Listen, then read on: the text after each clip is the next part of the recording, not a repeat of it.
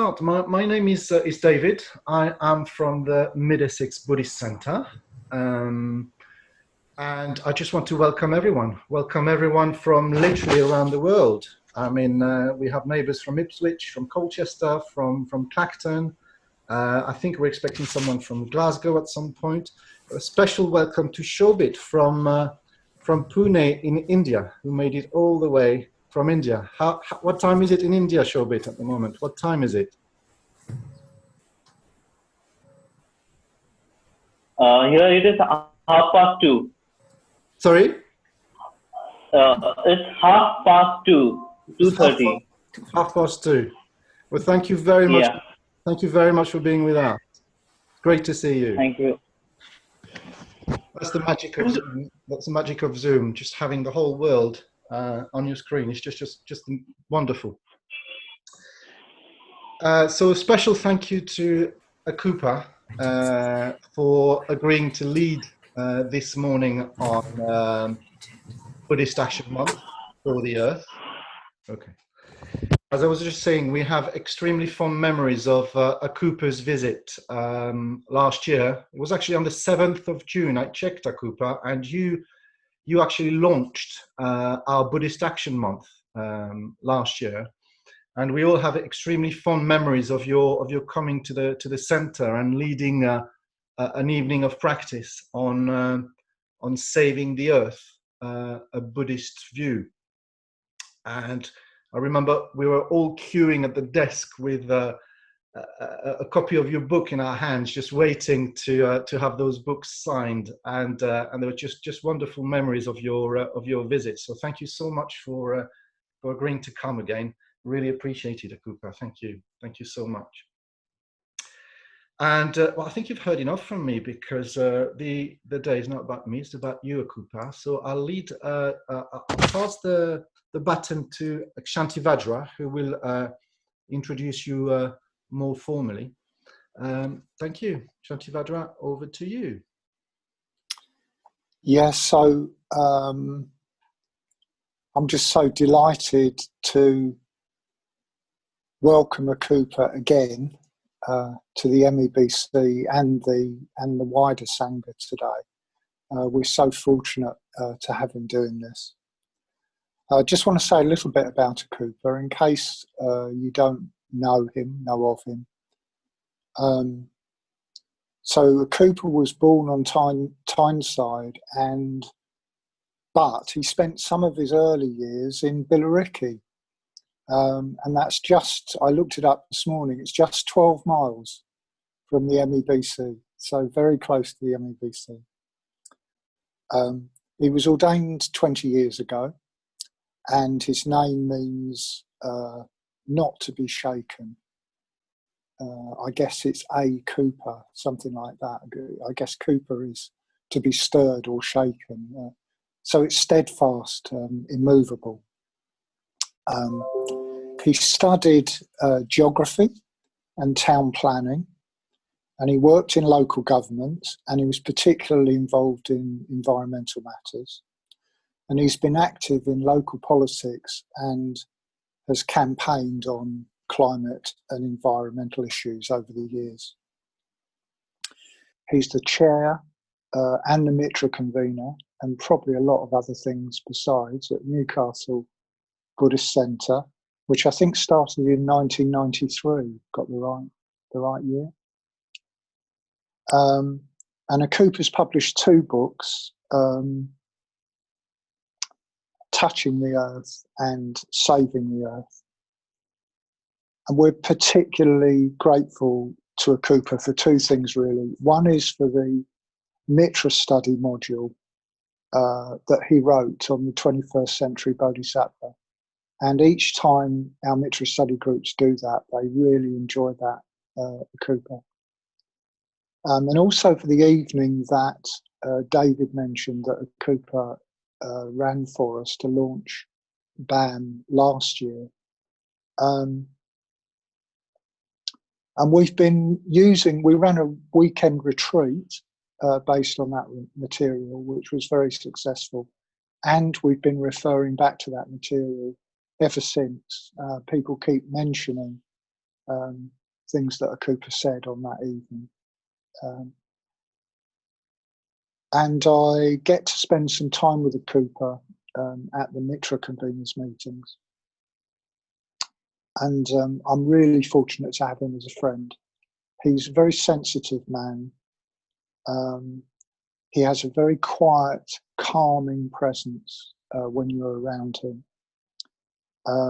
He has a really good mind, and I'm sure that'll come over this morning. And he's extremely kind and selfless. So welcome, Akuppa. Thank you so much for coming, doing this for us today.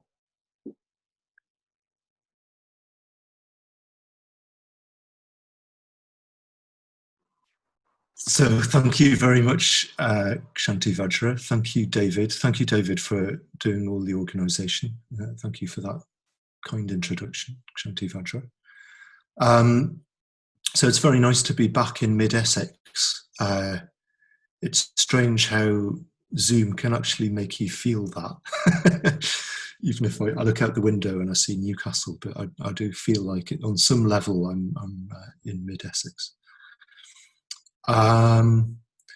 So this morning I've been asked to talk about, or to lead a sort of collective reflection on this particular sort of juncture, sort of where we're at in the pandemic, the Covid-19 crisis, but also in relation to sort of climate change.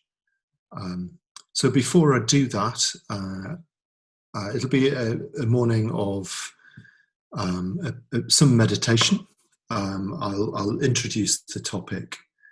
I'm going to introduce a number of intentions that we might consider taking forward, and then maybe another meditation at the end. So first of all, let's begin by saluting the Buddha, Dharma and Sangha. I'll just do this, join in. I won't do it in call and response because that gets cacophonous, and that's a bad thing apparently. So I'll just do that and join in muted if you wish.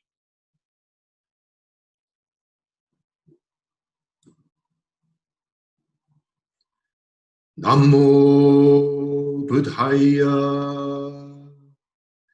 Namo Dhammaya, Namo Sanghaya, Namo Namah, Om Ahum.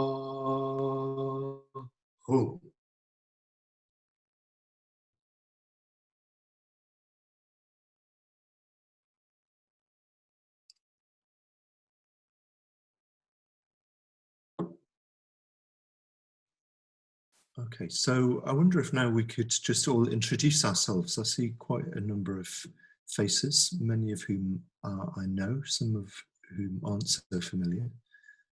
So perhaps we could, if you could all unmute yourselves, and then yeah, we'll just go round. I don't know if you appear in roughly the same order as you do on my screen, but we can go around and just say who you are and where you're from. How would that be? So my name's Akuppa and I'm in Newcastle upon Tyne. Perhaps we could just pop. My name's Jenny and I'm in Colchester and I'm from the Mid-Essex Buddhist Centre. Welcome at Akuppa. Thank you. Thank you. Thank you. My name's Upekshadi. I'm from Mid-Essex. Hello. Hello, I'm Peter, and I'm from Benfleet, and I'm in the Mid-Essex Buddhist Centre. Thank you. I'm Sarah from Newcastle, Newcastle Buddhist Centre. Sue from Newcastle. I'm Eric from Brentwood in Essex, from the Mid-Essex Buddhist Centre. Welcome, everybody. Hello, I'm Marion. I'm from Malden, and I'm from the Mid-Essex Buddhist Centre as well. Surprise, surprise. I'm Mike, and I'm from exactly the same places. Comes as no surprise. I'm Sarah. I'm from London, and I'm from both Mid-Essex and London Buddhist Centres. Hi, I'm Sue. I'm from Walthamstow. I go to London Buddhist Centre every so often, but very pleased to find another one as well. Thank you. Diasara. So I've been in Ipswich for 25 years, but I started going to classes in Essex in Colchester for a number of years. Stuart Naga from Colchester, friend of Mid-Essex. Hi, good. I'm Amala Ketu, also from Colchester. Thanks for having me. I'm Akashi Shuri, and I live at the Metta Vihara Retreat Centre in the Netherlands. Hi, I'm Beth. I'm from near Leeds. Hello, everybody.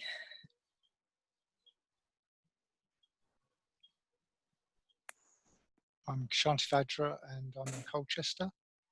Go to the MEBC. I'm Jazz. I'm from Southwood and Ferrers in Essex, and I'm also from Mid-Essex. I'm Sam. I'm from the Mid-Essex and I live in Hockley in Essex.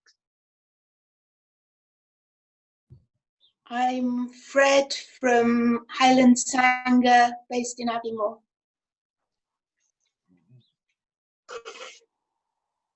Hi, I'm Katrina. I'm from Leigh-on-Sea and I belong to the Mid-Essex Buddhist Centre. Welcome, Akuppa. Hi, I'm Rachel. I'm from Bradwell-on-Sea in Essex and I go to Mid-Essex Buddhist Centre. Hi, I'm Nicola. I'm from Hockley and I'm from the Mid-Essex Buddhist Centre. I'm Vanaraji from the Mid-Essex Buddhist Centre. Thank you, Akuppa, for coming. And I'll be nipping in and out. I've got a very bad back, so I might not be able to stay the whole time. But I'm really pleased that you're here with us. Thank you.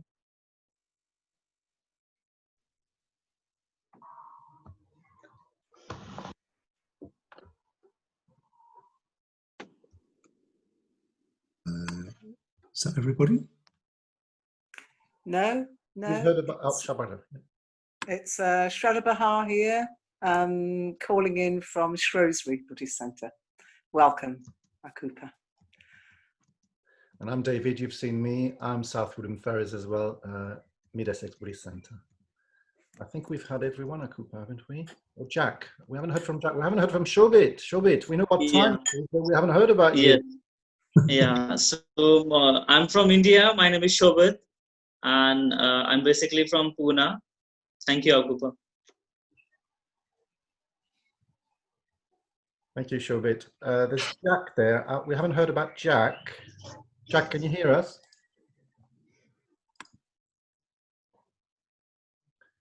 I wanted to say Jack's my friend and he lives in Billericay and it's his first time on Zoom, so I don't know if he can, I think he can hear us. Thank you. Jack, I'm not sure if you can unmute just to say hello. You could click, Jack, you can click on your picture. On your picture, you should have three buttons. The top right, it should say unmute there.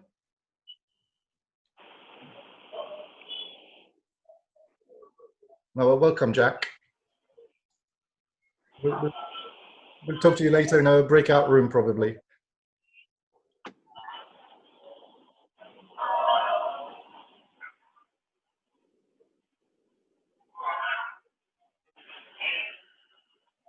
Okay, is that everyone?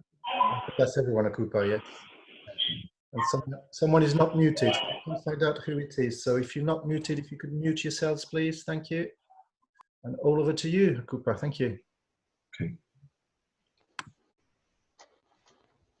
Okay, so welcome. It's nice to see so many people from different places. People I know from different places, including Billericay. That's amazing.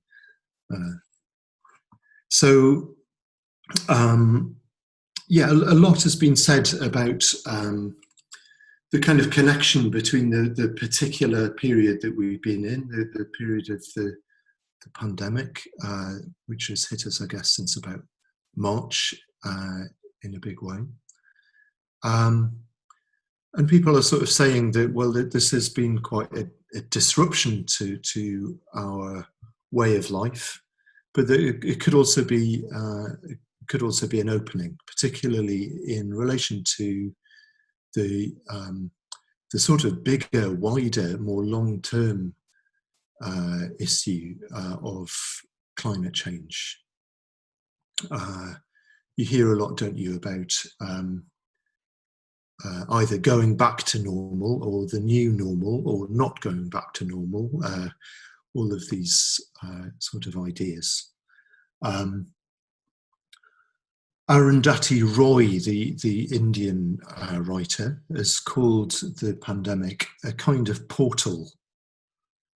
So a portal, it's like a gateway. It's something that you might sort of step through. But the important thing, it seems to me, is that nothing's automatic. That in a way, if there are lessons to be learned or sort of changes to be made as a result of, you know, our experience in the COVID-19 pandemic so far, it's not over yet, then it's a matter of choice. You know, that this will have a wider change if we choose that. So yeah, it's not a question of just sort of saying, oh well, the world will change. Well, no doubt the world will change, but if it's to change in a positive direction, in a way, we need to take responsibility for it. We need to make those choices. So the image or the metaphor that I'd like to use this morning for, well, both the pandemic, but also the problem of climate change, is that of, it's a very Buddhist metaphor, and it's that of the bardo. So a bardo is taken from Tibetan Buddhism. You'll find it in this book, the Tibetan Book of the Dead. A bardo is an intermediate state. It's a state of transition, a state of change. So there's there are a number of bardos. Classically, there's the bardo at the time of death. There's also bardo in terms of the dream state and so on. There's a number of different sort of changes of state, changes of sort of fundamental reality in a way that we can go through. And these are called bardos. They're times of quite profound change and transition.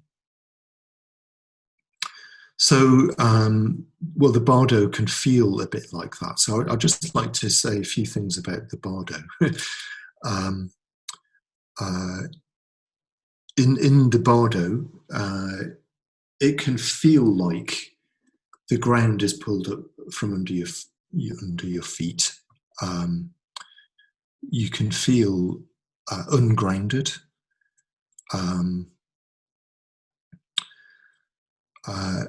Our sort of normal sources of certainty and security are taken away from us.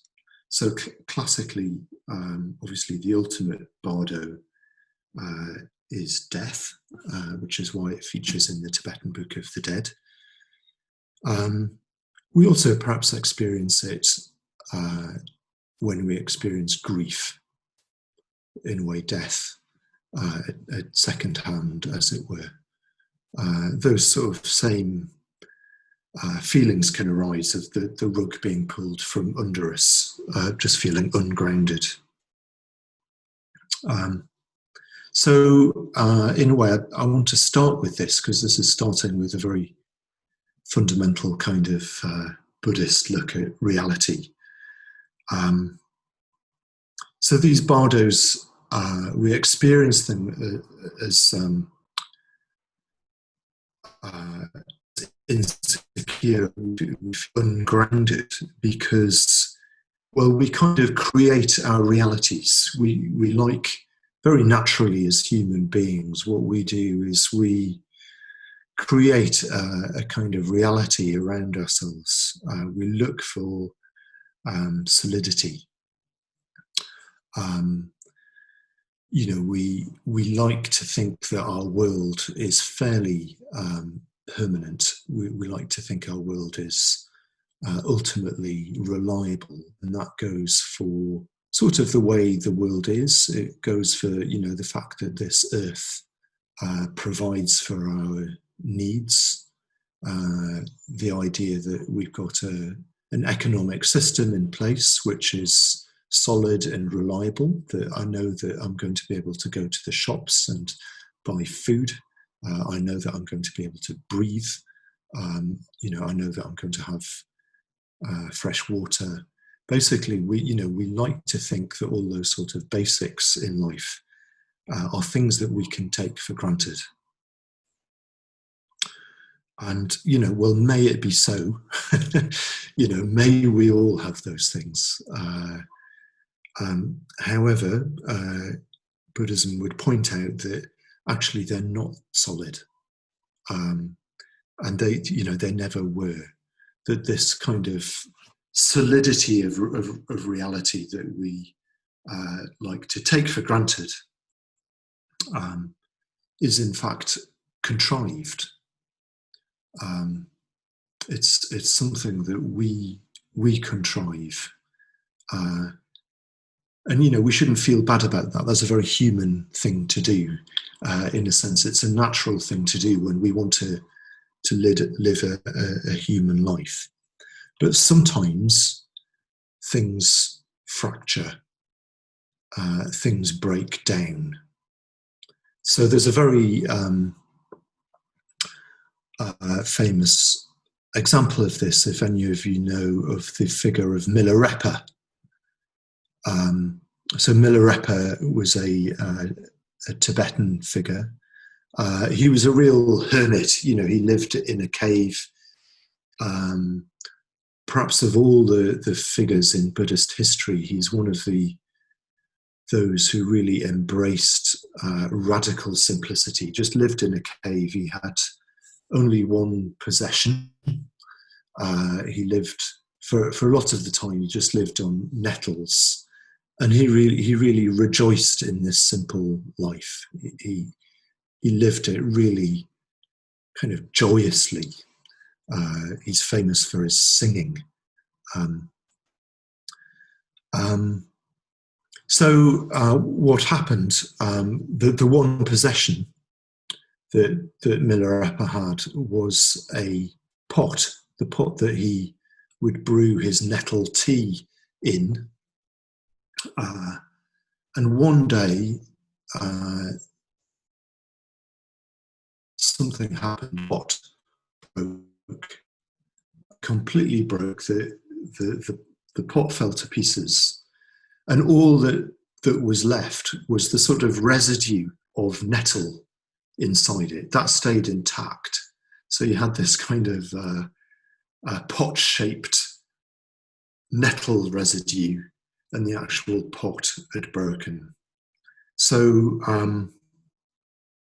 Milarepa had lost his one thing, his means of brewing his nettle tea. So you could imagine that would be very distressing for Milarepa, but at that moment, Milarepa actually has a profound insight. Rather than get distressed about it, he sees deeply into the reality of the situation. He sees deeply into the truth of impermanence. And he says, even this earthen pot has become a guru to me. It has taught me the law of impermanence of all worldly things and freed me from my last attachment to them. So for him, it's a moment of profound realization. So these moments when things fall apart, when things break, can also be moments of learning, of opening, of liberation. But we need to be open to it. So, in a way, I'd like to talk this morning about the pandemic and the period, the era of climate change as being bardos. In a way, that's a kind of analogy. They're not a bardo in the sense of death being a bardo, but in another sense, they are, because they are connected to the bardo of death. They're not in themselves a total death, but they are, something is broken in that sense. There's something of death around them, and of course, for too many people, it has been about death, and for many of us who've actually apparently experienced the virus, there is always that fear as well. And for all of us, there's the fear of death. So it is about death. So we have these, carefully constructed, contrived realities, the expectation of living in this or that place, the expectation of being with certain people, the expectation of being free to move around, the expectation that we will have our material needs met, the expectation that we'll be secure and safe. And as well as all of those things, there's this kind of identity that we construct out of all of those things. From all of that, I am this person. I am, that connects with those people. That I have this identity. I do those things. I hold these values. So if all those certainties become threatened, then it's natural for us to feel fear and panic. We feel that there's nothing beneath us, as it were. If those things are taken away from us, then what's left? That's the fear, isn't it? So what Buddhism would say is, well, no, look at the reality. Look at this reality. See how things are impermanent. See how things are fragile. And actually, what you'll find underneath is not nothingness, but a kind of awareness of reality, an awareness that our awareness is reality, as it were, a kind of ground of being, that somewhere between those extremes of existence and non-existence, there is a reality, a sustaining, meaningful, beautiful reality. And to the extent that we can be open to that, then that gives us a strength to be with whatever arises in this conditioned world. Okay. So Sangharakshita touches on this. There's a very good lecture that he gave, which is also a pamphlet called Buddhism, World Peace and Nuclear War. So, that was written back, or the lecture was given back in the 70s, when, in a way, there was a similar pervasive sort of fear of annihilation because of nuclear war. And one of the things that Bhante says that we need to have in order to function in that, in order to, in a way, have an effect on it, is to, quotes, solve the problem of death. So to the extent that we've really sort of looked at impermanence, looked at the fragility of life, and to the extent that perhaps at least we've got some sort of sense that there's a deeper, as it were, ground of our being, a deeper sustaining reality, then to that extent we can face and perhaps even exert a positive influence on the conditions that arise in the world. So so in a way that's really deep Dharma practice, but it's something that really helps. It helps us in, first of all, having a kind of resilience in the world, even when unexpected things happen, even when things fall apart. And that resilience is really an essential ground in terms of being a resource, being a power of change, being a help for other people, being a force that can actually help turn things round. So, so if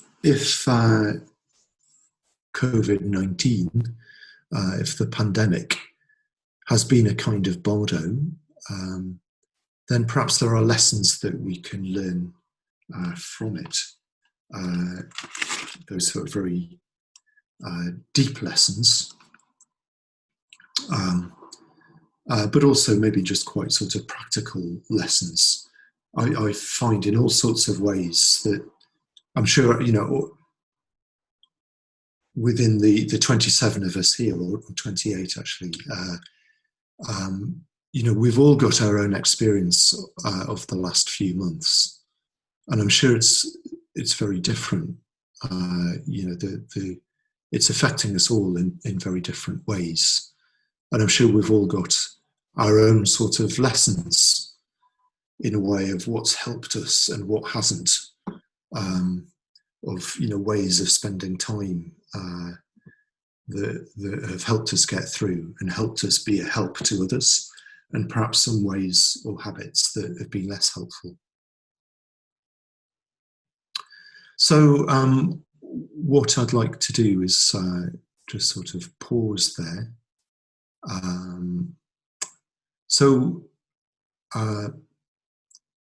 Yes, to begin with, what we'll do now is we'll just go for a few minutes, perhaps sort of 10 minutes or so, into breakout rooms.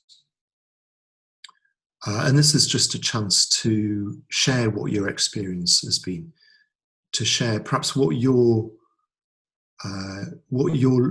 positive lessons you would draw from whatever your experience has been of COVID-19, okay, over the last few months. So we'll gather in groups of about 4. So this is just be quite brief. We haven't got all that much time, so we'll do this for about 10 minutes. Okay. So David, are we able to?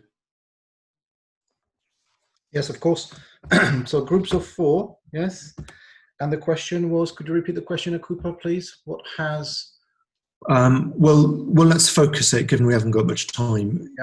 Anyway, just think of perhaps one or two positive lessons that you'd like to draw from this period, as you know, as we think about perhaps moving beyond COVID-19, although that might be in the future.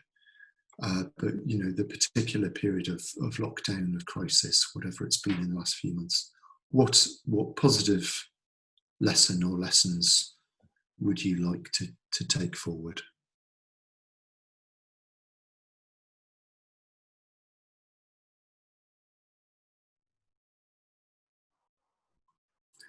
Okay, so welcome back, everybody. I hope that enabled you to share a bit of experience with other people. What I'd like to do now is actually just sort of pause for a short metta bhavana. In a way, you know, we've just heard from 2 or 3 other people. We'll just do a very short. First of all, kindness towards ourselves. You know, I mean, here we all are. You know, we're in this time. We've just been talking in our group about the multiple kind of changes that are going on in the world at the moment. And you know, here we are, kind of human beings in the middle of it, and that, you know, that's quite a thing. So just sort of take that into account. Being kind to yourself, and then perhaps in the second stage, it's not a classic 5-stage metta bhavana, but in the second stage, just bring those other people to mind who you've just been talking to, appreciating that they're in the same position. Okay, so we'll just sit for 10 minutes, so 5 minutes for each stage. So if you'd like to get into meditation posture.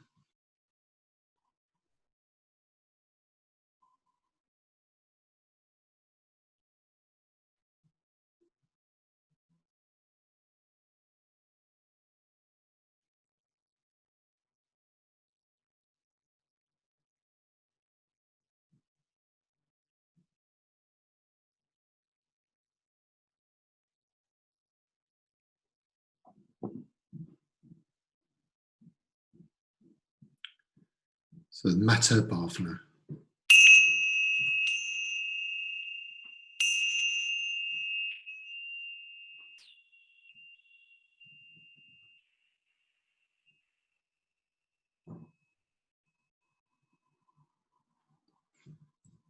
So in this first stage, just tuning in with yourself,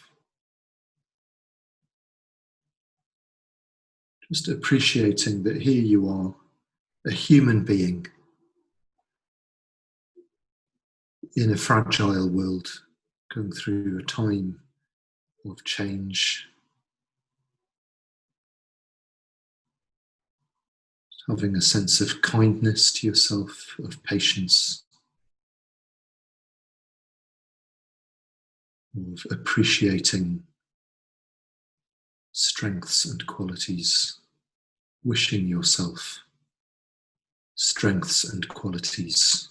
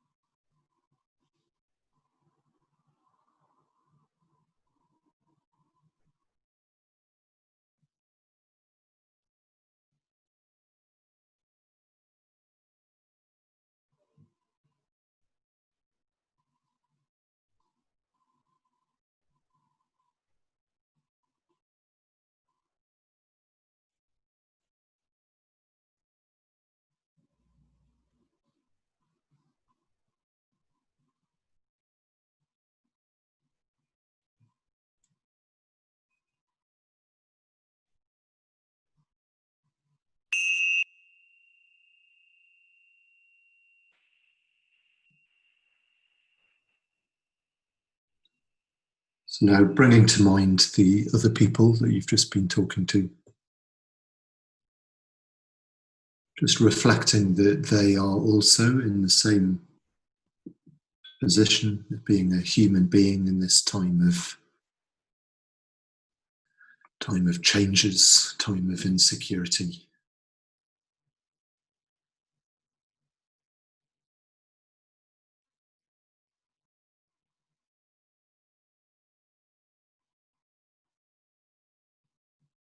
So wishing them well, and also wishing them, may they grow in qualities that will give them strength.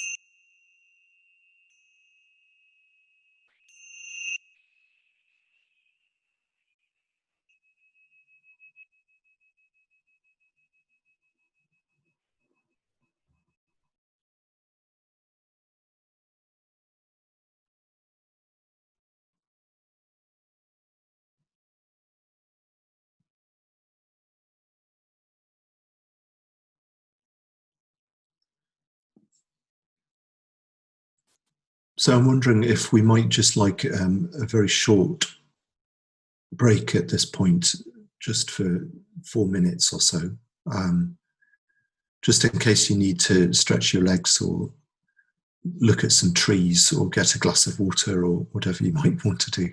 So we'll start again in about 4 minutes time. Okay, so just a very, very short break. Okay, so let's make a start. I think most people are back as far as I can see, or in the process of arriving back.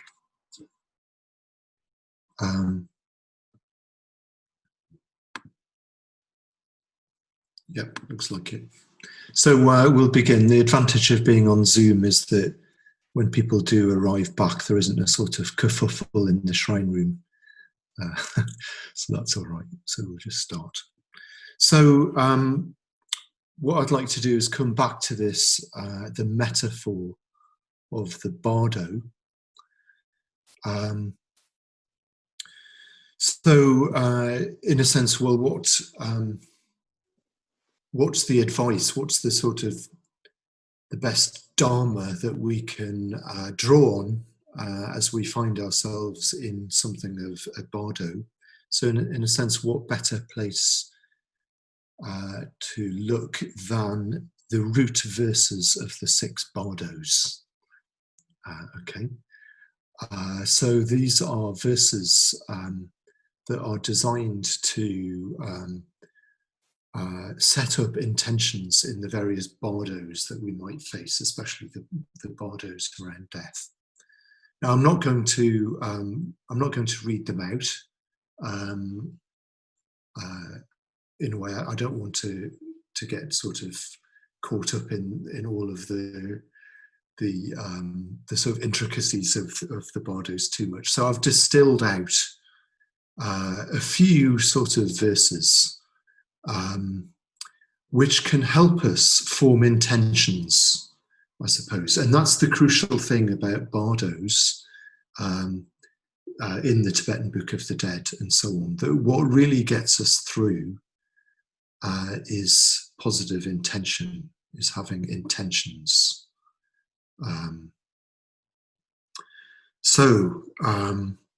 In a way, as you know, as we're in this period of history with all this sort of change going on,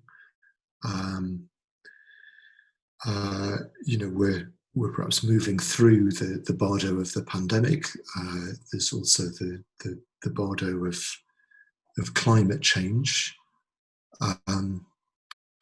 So in a way, what are the intentions that will help us be resilient and help us be effective? So I know there's a fair number of you here in relation to climate change. You know, whatever your response might be, but I do know that there's a number of you active in all sorts of ways, whether that's in things like Extinction Rebellion or looking at the sort of technical side of things, and even, you know, practicing the Dharma, running a Buddhist center, you know, bringing about change on the level of mind and values. So hopefully these intentions, you know, whatever your response is, then these intentions might be something that will strengthen you, that give us all strength.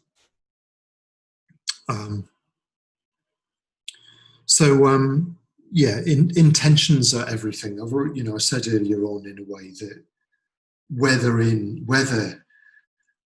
the experience of COVID-19 helps us with the wider issue of climate change, whether it does give us sort of insight, a pause for change, well, maybe, but it's up to us. It's up to us to decide that. I think when, or, you know, as things are beginning to return to a sort of normality, well, do you want to return to that? You know, my sense is that as the pandemic crisis ends, and I'm not saying it's ended by any means, but it's certainly changing, that there is actually quite a huge pressure to go back to the old normal. you know, we might have this ideal that, oh, I don't want to go back to that. But actually there's a lot of sort of economic pressure, social pressure, cultural pressure exerted on us, you know, to advertise, to go back into sort of manic shopping mode and, you know, do all of those sort of things. And if we want to choose something different, we need to have strong intention. You know, it's not just going to happen. You know, if we really value the fact that nature seems to have sort of bounced back a bit during the lockdown, and we'd like that to be the case more, then there's choices we need to make, there's intentions we need to make. Okay, so let's focus on what our intentions might be. So I've drawn these lessons from the root verses of the 6 bardos. You don't need to know too much about those verses. You can always look them up afterwards or ask someone about them if you don't know them already. But I've chosen 6 lines from each verse. And I've sort of formed my own intentions from them, but I think they're probably a fairly general applicability.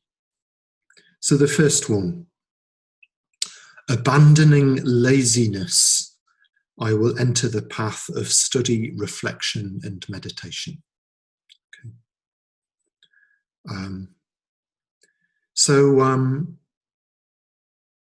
I suppose, you know, I've been at home here for the last 3 months, mostly.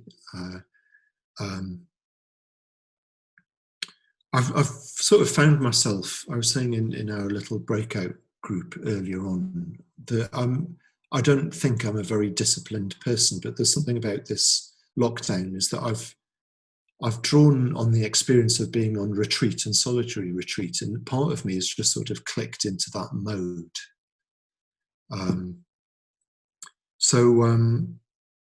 I've quite surprised myself that I have been able to keep up a fairly consistent sort of schedule of study, reflection, and meditation. And also just things like sort of self-care, of sort of eating well and sleeping well, and so on. But what I've found is that, in a way, the structure of my days are different. So my days, instead of being sort of waking up and sort of thinking of a timetable and I've got to do this and this and this, I just sort of go into meditation and a bit of reading and so on. And then at some point I finish that, and then the day's open, and I just do what's needed. So the days are a bit like they're a bit more organic. They're a bit like the opening of a flower rather than a kind of rigid timetable, rather like less like a clock mechanism and more like a flower. Okay. And I think that comes from, in a way, having a good foundation in meditation. So that's my intention based on that one. And I've phrased it for myself as, may I unfold each day from study, reflection, and meditation. Okay. Incidentally, I'll put these up on a shared screen in a little while, so you don't need to write them down. In the second of the root verses of the 6 bardos, it says, abandoning the sleep of stupidity. I love that phrase. Abandoning the sleep of stupidity, I will grasp the true nature of dreams. So there is something, about this pandemic that has woken us up to the fragility of our lives and our support systems. The fragility of even our society and economy. If there's not only the fear of the pandemic, but the fear of whatever the economic consequences are going to be in the years to come. So suddenly the world feels more fragile. And that, it makes us, as I said before, it makes us feel insecure, but it's also truth. So in a sense, my intention coming out of this period is not to lose sight of that, not to sort of immediately try and grasp back onto thinking things are sort of certain and solid, of trying to sort of accept that in the way that I live my life. Not to take things for granted, basically, not to take our lifestyle for granted. So my intention from that would be, may I stay alive to the fragility and preciousness of life and the earth. Third one, abandoning distractions and delusions. May I remain in undistracted samadhi. So another of the things that I've found in the last 3 months is that the experience of being in lockdown, it's given me a clearer sort of picture of what's important and what isn't, of what's helpful and what isn't.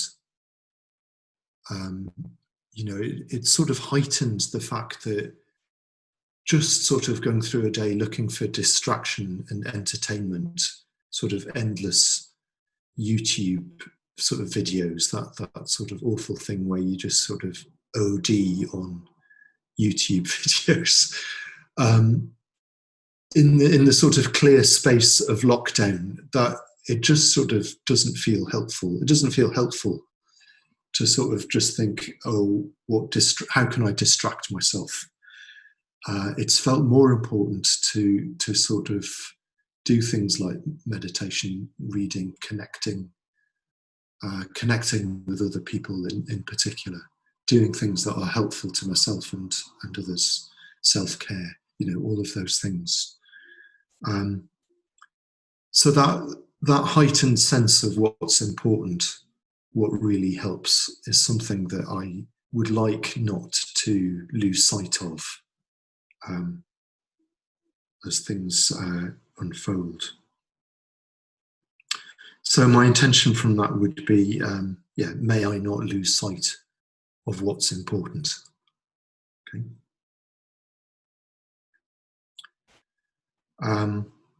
Fourth one, abandoning craving for worldly things. May I be in the space of bright teachings.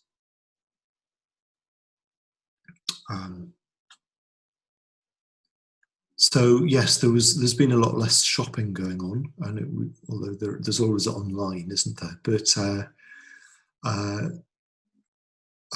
lot less sort of thinking about getting things. So, well, can we stay with that? It was a bit sad to see last week, the crowds thronging into Next as soon as the sort of shops reopened. A lot of people seem to have been just waiting for that for the last 3 months and couldn't wait to get in there at the first opportunity. Personally, I found myself wanting to put that off. Nope, at some point I'll need some clothes and I probably will do that. But I really don't want to rush back into shopping mode. And I would hope that in a way that sort of, I've realised that actually, I've probably got enough clothes in my wardrobe, even if it means sort of wearing some old ones a bit more and so on. So the intention from that would be, may I hold to a simplicity of lifestyle. May I simplify my life. The fifth of the root verses, may I abandon awe, fear and terror. may I abandon awe, fear, and terror. That's easier said than done. There is fear in this time. There is awe in this time. And it doesn't do just to try and button it up or sort of sweep it away under the carpet. So in a way, I think from this, we need to look at, well, how do we abandon awe, fear, and terror? And the sort of dharmic answer to this is go for refuge. Go for refuge to the Buddha, Dharma, and Sangha. Go for refuge to positive actions. In the Dharma, in the bardo of death, it's beneficial to be reminded of one's positive actions, of one's positive karma. So that's part of going for refuge to the Dharma in a way. Trust in a way that in whatever situation we find ourselves in the future, that positive action, that going for refuge is sort of meaningful. That our lives won't be counted as meaningless as long as we've done those things. So the intention there, may I take courage from the Buddha, Dharma, and Sangha. And the sixth of the root verses begins with one pointedly holding to a single wish. This is what we need to do in the bardo. One pointedly hold to a single wish. And the single wish that it's talking about is bodhicitta, is the ideal of awakening, enlightenment, not just for ourselves, but for all beings. So it's that connection between our own life, our own practice, but being aware of the widest possible context. Okay.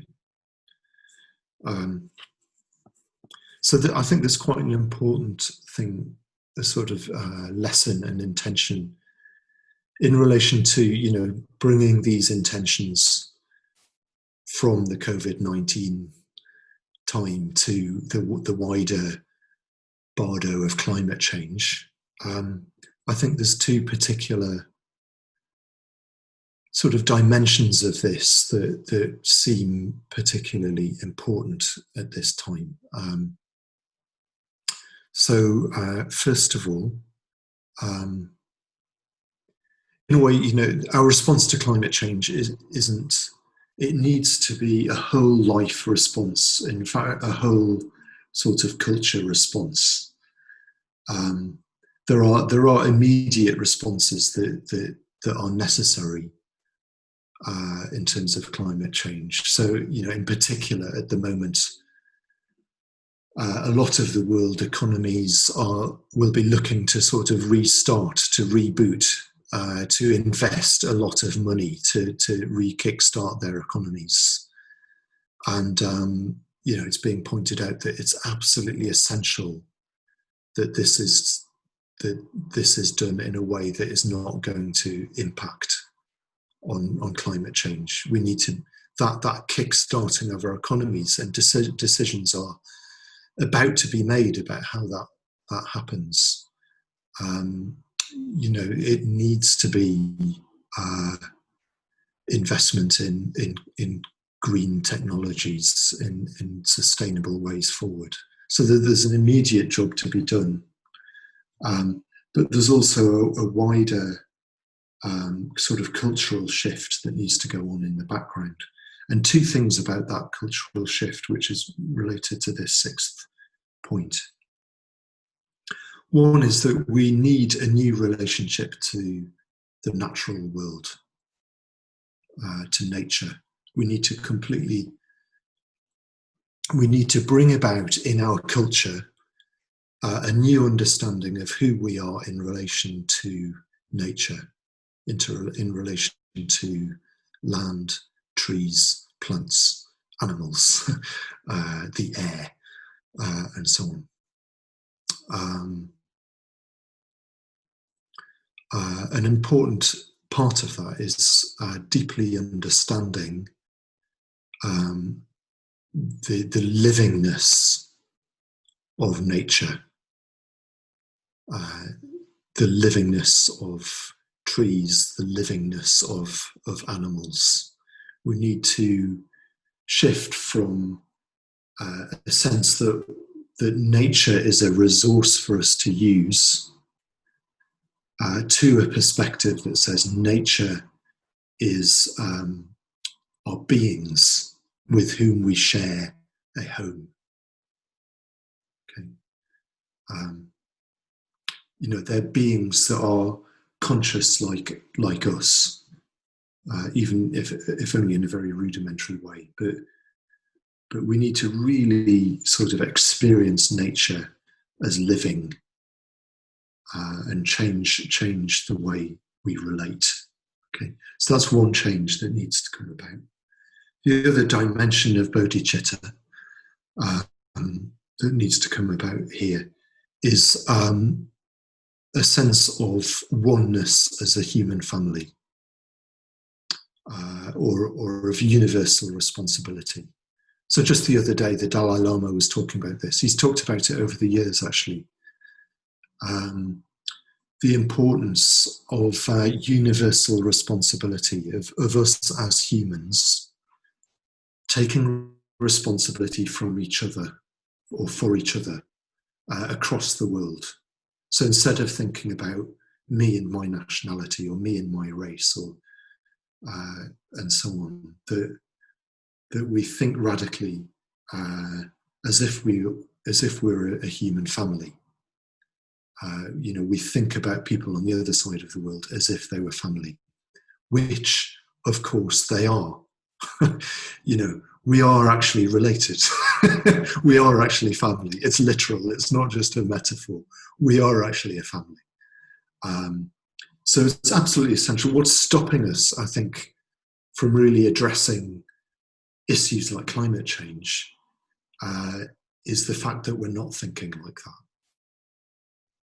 So again, we need to think how do we practice for ourselves and then communicate into our society, communicate into our culture that value. You know, it's interesting that the whole Black Lives Matter thing has come about in this time as well, because that's another it's another sort of step in that direction. It's inviting us to break out of those tight little identities to sort of embrace something much bigger. You know, it's related. That's related. All these bardos are, all these aspects of change are interconnected. So that's from that sixth point then. So I draw these two intentions. I've cheated, I've made two. May I connect more deeply with nature. May I act as a member of one human family. Okay. So again, I think these are both things that have sort of come out of the period of COVID-19 so far. That nature has presented itself beautifully often, but also something of this virus has affected all of us. Now, you know, sure, it's affected a lot of people differently. You know, we've got very different vulnerabilities to it, but nevertheless, everyone's got a human body. Everyone's been reminded of their sort of frailty. Everybody is subject to the sort of economic instability, again, to varying extents, but to some extent it does affect all of us. So, you know, it has been a reminder that, you know, we are one human family in that way, if we choose to take that lesson forward. Okay, so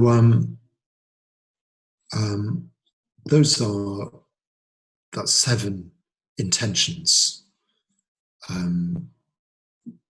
They're the ones that I'd like to take forward, and that's what I've sort of drawn on the root verses from. So I'm just going to, I was trying to share the screen. I don't know if I can or not. I don't have the power to. I'll make you co-host, Akuppa, just a second. Here you go. You should be co-host now. Okay, great. Thank you.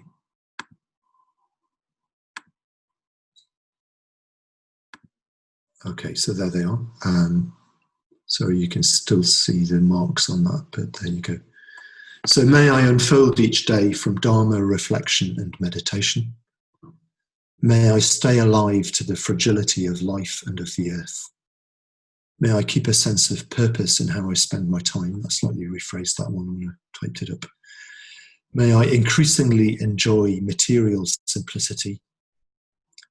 May I take courage from the Buddha, Dharma, and Sangha. May I connect more deeply with the livingness of nature. May I act more and more as a member of one human family. Okay.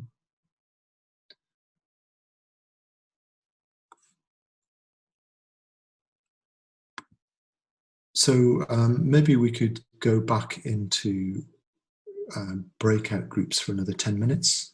Can we do that, David? They don't have to be the same ones. Yeah. We can, just talk about those intentions and perhaps whether you'd like to take those on, if there's any in particular that draw your attention, or perhaps there's other intentions as well that you'd like to add to those. Okay, so shall we, another 10-minute group? So again, not a huge amount of time, but... Okay, 10 minutes.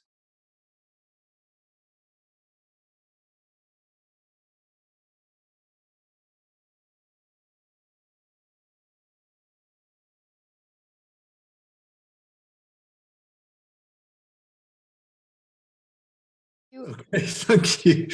So what I'd like to do is end with a short reflection, really drawing on those last 2 points of connecting with the livingness of nature and being a member of one human family.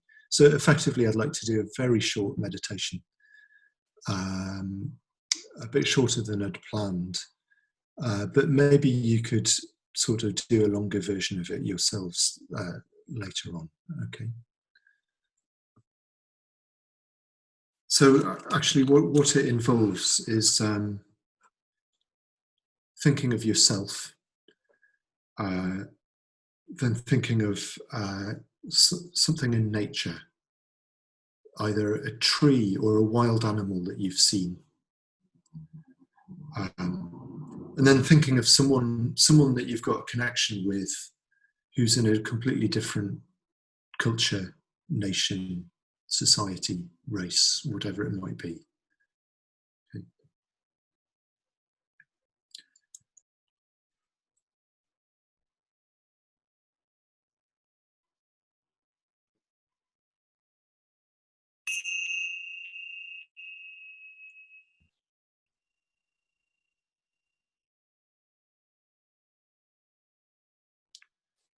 So just a broadening metta, starting with that sense of yourself here in this time of change, those around us.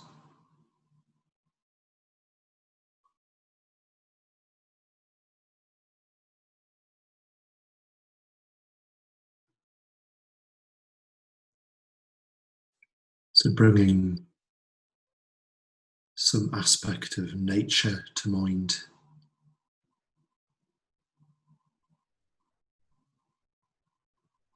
So it might be a tree that you love, or a memory of seeing an animal in the wild. It's reflecting that our actions affect them, that we're all in this shared home.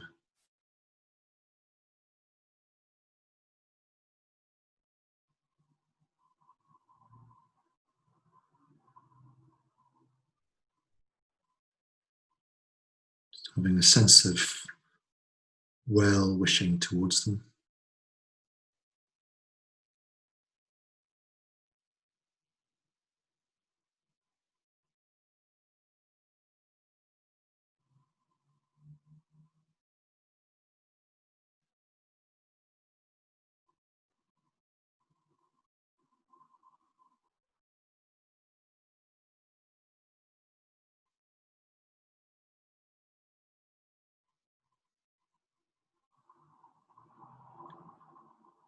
And bringing to mind now somebody who you know or know of, or have some connection with,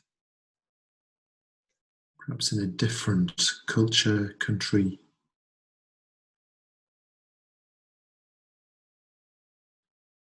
reflecting that we've all been affected by these changes, that we're all in the same bardo and in the same human predicament.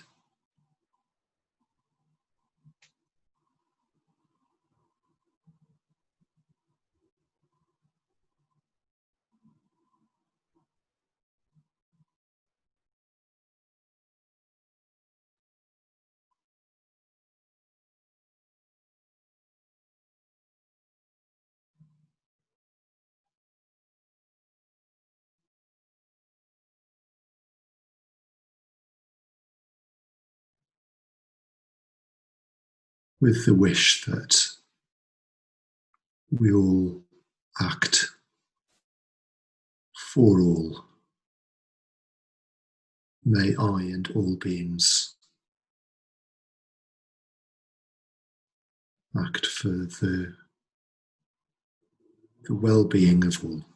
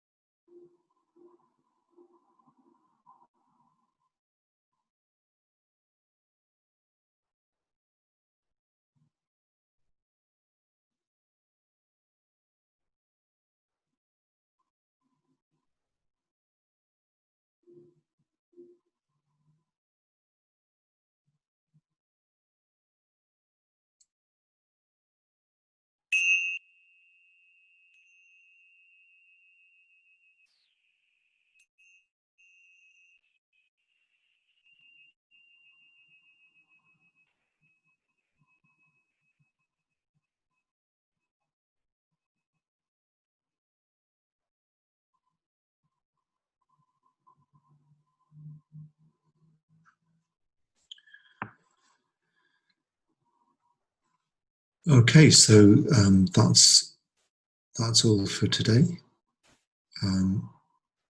I've really enjoyed that. It's really enjoyable connecting, well, being here in mid-Essex. It's been very nice to be back in mid-Essex, as it were. Nice to see a lot of people I know already and some new people as well. Thank you all for coming. Thank you again to David for organising this.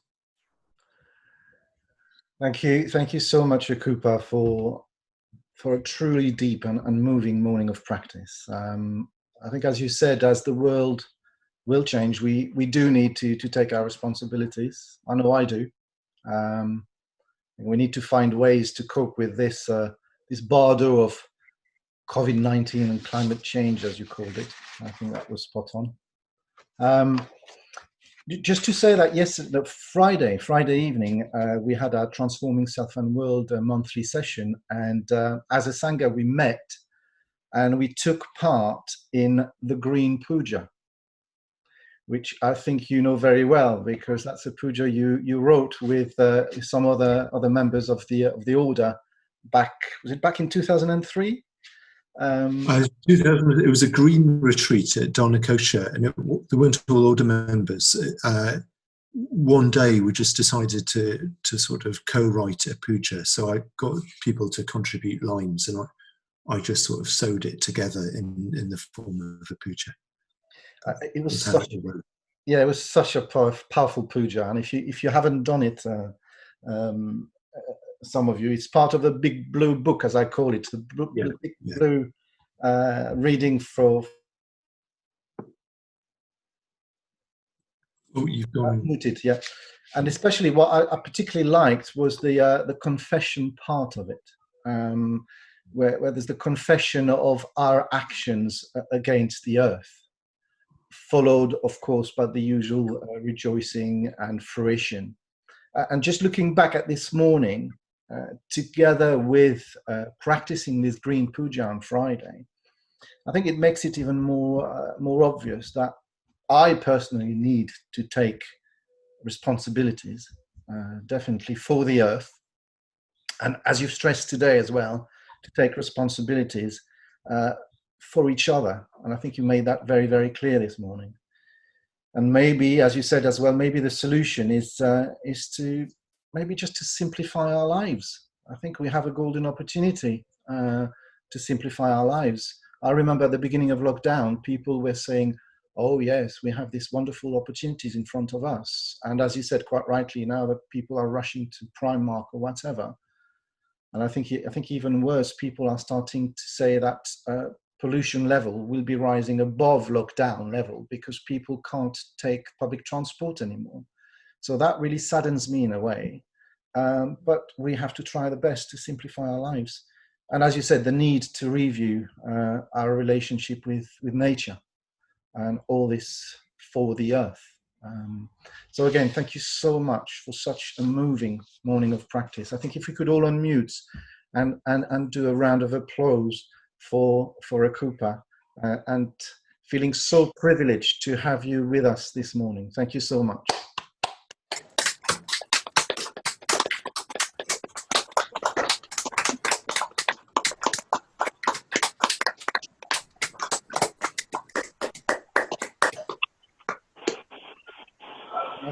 I think you know what that means, Akuppa. You need to take your diary out, and you need to put June 2021.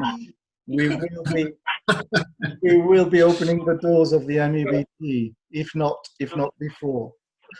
Thank you so much.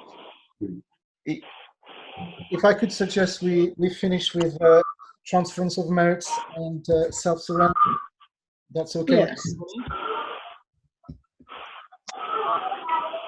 Could mute yourselves again. Thank you.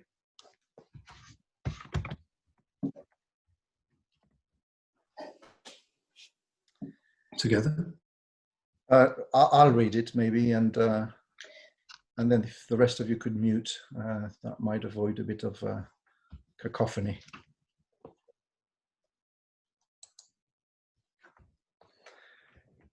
Transference of merit and self-surrender. May the merit gained in my acting thus go to the alleviation of the suffering of all beings. My personality throughout my existences, my possessions, and my merit in all three ways, I give up without regard to myself for the benefit of all beings. Just as the earth and other elements are serviceable in many ways to the infinite number of beings inhabiting limitless space, so may I become that which maintains all beings situated throughout space, so long as all have not attained to peace.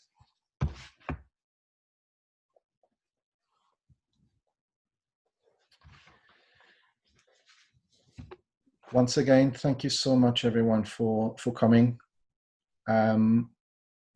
Huge thanks to Akuppa. This morning would not have been possible without you. It's just so great to see everybody this morning like this. And if not before, we'll see you back in 2021. Great to see you, everyone. Keep well. Thank you, Akuppa. Thank you, Akuppa. Thank you, everybody. Thank you. Thank you so much, Akuppa. Thank you, Akuppa. Thanks, Akuppa. Wonderful, wonderful. Thank you, Akuppa, David. Thank you. Bye, Shobi. Bye-bye. Thank you, Thank you. Akuppa. Thank you, David. Thanks, Thank you, everyone. Mid-Essex. I miss you.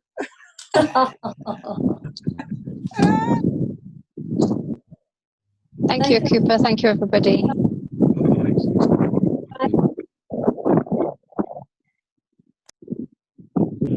Can you hear us, Shobit? Yeah? Can you hear us now? Yes. Brilliant. Great. Great to see you. Great to have you with us. Thank you. Yeah. Thank you so much, Akuppa. Really appreciated you coming. Thank you. Yeah. Take care. Pleasure and privilege to have you. Take care. Thank you.